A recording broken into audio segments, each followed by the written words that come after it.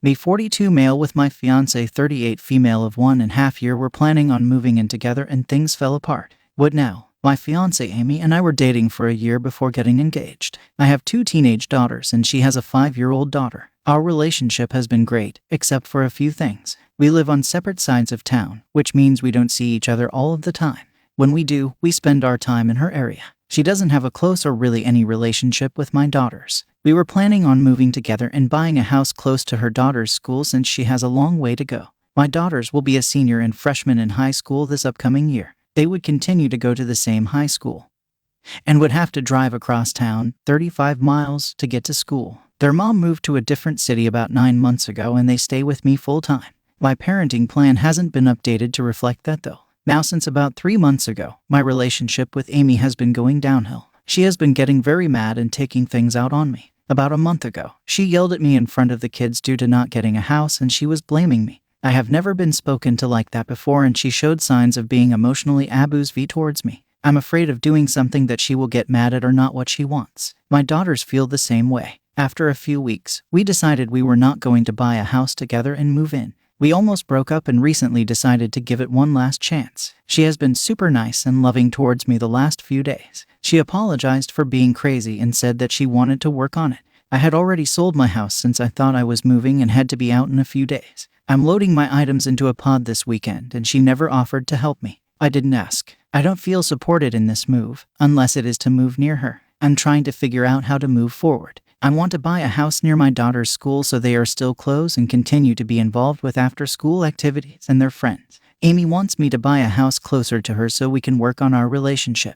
When I express my concern about my daughter's school, she simply replies, "She has a car that you pay for and you pay for her gas, so it shouldn't be a problem that they have to drive that far to school." I understand her point about being closer and I'm still extremely skeptical about our relationship and our future. She expressed that she definitely wants a future with me. I love her very much and, at this time, still want a future with her. Is it unreasonable to buy a house near my daughter's school and continue to work on my relationship with Amy? If it works out and she builds a trusting relationship with my daughters, I would be happy to sell my house and move closer or buy a house with her. Is it better to move closer so we can work on our relationship and give it a better chance of surviving, knowing my daughters will be put in a more difficult situation? Well, it'll be in short yes and no. As you already know, your kids come first, and the funny thing is that somebody that you would spend the rest of your life with, somebody that would love you, actually would advocate for your kids. But apparently her relationship with you is about what she wants and how she gets what she wants, and if not, then she becomes abusive and then she backpedals because I'm guessing she's worried that you actually saw her true self. Because I get the idea that that moment that she screamed at you and that she was incredibly angry at you, that was her true self slipping out for a little bit because she put her guard down for a second.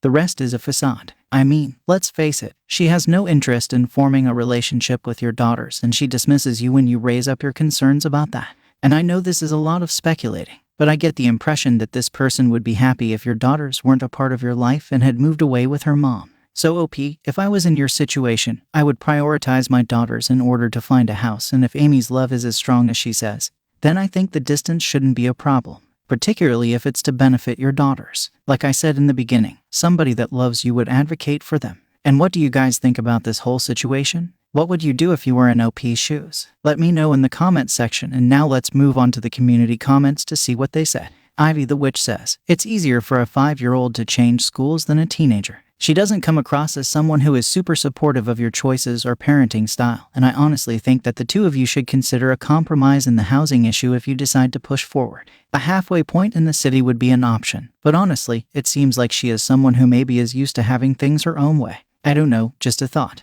And OP responds, "Hi, I think Amy is used to having her own way. She can only live in a few different cities and counties per her parenting plan. Pretty messed up." Worksome Wonder says, "She honestly doesn't seem to care about your daughters at all. The flippant attitude about them having to drive 35 miles one way to and from school is telling. She hasn't tried to include your daughters or even get to know them. She's making you choose between her, which is already emotionally upset you, and your daughters who depend on you. Even if you don't see it that way, I bet your daughters do." And OP responds, "It would be 35 miles one way. I do agree that I feel like she is making me choose. I know that I must choose my daughters over her. I just wish she would understand my situation and be supportive and help ensure that we are all comfortable and that we move forward the correct way for all of us, not just for her and what she wants." TPP Throw 45 says, "She gave you a glimpse of your future with her. Sad you sold your house, but you know this isn't going to work. You have a full plate with 2 almost adults to guide. Why risk that? Make a clean break of it. Get a place close to your daughter's school and get on with your life. The next episode isn't going to be nearly as pleasant as the last one, but you'll have committed to a mess much harder to extract your family from. Sorry. And OP responds, my current house has some major problems, so I'm happy to get out of it. I'm hoping to work on our relationship while I help guide my daughters through life. Additional information from OP's comments. Her parenting agreement requires her to live in certain counties. My daughters go to a school in a different county, so she couldn't move with me. Also, she wants to live in the city and I'm in the burbs. Still, is it too much to ask her to wait until my daughters finish high school before moving forward? I know it's not ideal, and I think that if it's a future we want together, she needs to work on herself and how she behaves. And I definitely won't be buying a house with her, and I won't move in until there is a better relationship with my daughters. There are so many great things about our relationship that I really don't want to lose it. There are some red flags that I see that would need to be worked on, and right now, she's definitely not stable enough to move forward at this time. I think she will have a meltdown. Most likely with me, and a very good chance at my daughters. So I'll probably buy a house, and if things improve with Amy, I can sell it. I know it could be risky to buy and sell after a year or two, but I absolutely don't want to lose my relationship with my daughters. Okay. Well, the community is letting OP know that there are a lot of red flags here, and OP apparently sees them. But he still wants to work on this. However, he will not let go of the relationship with his daughters, and that's the most important thing. Update. I spoke with Amy today about our future. I expressed that I was concerned that our relationship was emotionally abusive and that I couldn't subject my daughters to that environment. She then went on the attack and started to tell me that I'm emotionally abusive and listed things that I have done to make her feel that way. She then went on to chastise me about letting my teenagers run my life and that she was blown away that I would ask her to marry her, and then suggest that the timing wasn't right. She continued about my daughters, saying that they are hard to communicate with and that she's frustrated that they would rather sleep in instead of getting up and going for a hike. She said she disagrees with how they were raised and that she's tried to incorporate them into her life by inviting us to do things. The thing she doesn't realize is that she doesn't interact with them on these outings. She then said that her 5-year-old daughter wasn't excited to move in with us and that my daughters are just playmates to her and that she sees them as only wanting to sleep and watch TV. It felt like she thought that they were a burden. I thought it was a crazy low blow bringing my kids into it. Who goes after somebody's children during a breakup? Her daughter is a handful and I never thought about bringing her up. But then she continued on about how I'm making her out to be the villain and I'm the victim. This continued via text for almost the entire day. She then turned into the victim, telling me that she hadn't been treated this poorly since her ex, whom she hates, and described how much she did and tried to do for our relationship, and that she felt like I dehumanized her because of how the things I told her about her being crazy, her words, and abusive. I started to feel bad and was questioning whether I made the right decision. This is a part of her manipulation plan. I did tell her I was sorry for how it turned out. And she said that I'm passive-aggressive and that this whole 1.5 years I was manipulating her and never had the intention of marrying her. She said I never had her back when she was trying to get my daughters to do things. She said that I never took responsibility, behaved, and that all I ever did was blame her. Oh, boo-hoo. She then said she wished I would have just left her alone. Not sure what she meant. I feel like I dodged a huge bullet. She didn't really care about me or my daughters. I know I made the right choice, and there is still a part of me that feels regret. She still has my ring and a few items, and I have a key to her condo. She called to arrange a time to exchange it, and then it turned into another fight. She then started in again on my daughters, and then I said that I was done and hung up. I planned to have somebody either go with me or get the items for me. No way I'm going to set myself up for her claiming anything. Smart OP finally. In the last few days, she's changed her tone. She's acting depressed that we didn't make it because she thought for sure we would last and be together, and that's what she wanted. She's trying to rope me back in. I'm not going to respond. Anyway, my daughters and I had a really nice conversation tonight. They told me that they were happy we weren't moving with Amy. They never felt comfortable with her and would have been really mad at me if we moved in with her. This was our last night in our house. We sat around talking about life, our house, and our future. I haven't felt this close to them in a while. It felt so amazing. Thank you all for your feedback. I have no doubts I made the right decision. Well, OP, yes and yes, you dodged a huge bullet and you made the right decision. And in the aftermath of everything, you actually improved your relationship with your daughters, which is just fantastic. So I'm going to call it a win-win for everybody except Jessica, but she's got her own stuff to deal with. So OP, here's wishing you the best in the future. Story 2. Me, 26 female with a friend, 28 female of 2 years. She wants people to treat her one way, but she is treating me the exact opposite. Long story short, I met my friend, let's call her Jessica, through a now ex-friend, Tim. Tim was increasingly toxic and emotionally abusive towards me to the point where it caused me to have a breakdown.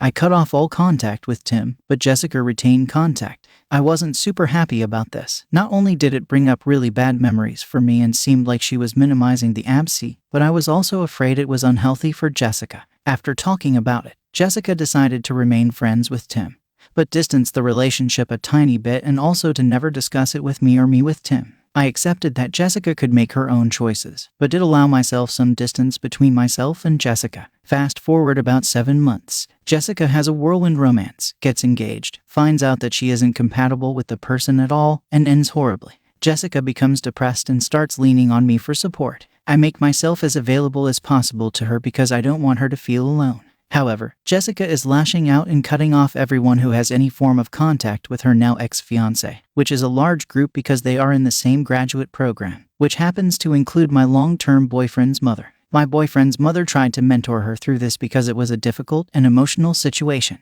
Jessica, however, saw the fact that my boyfriend's mother didn't fail her ex as a betrayal.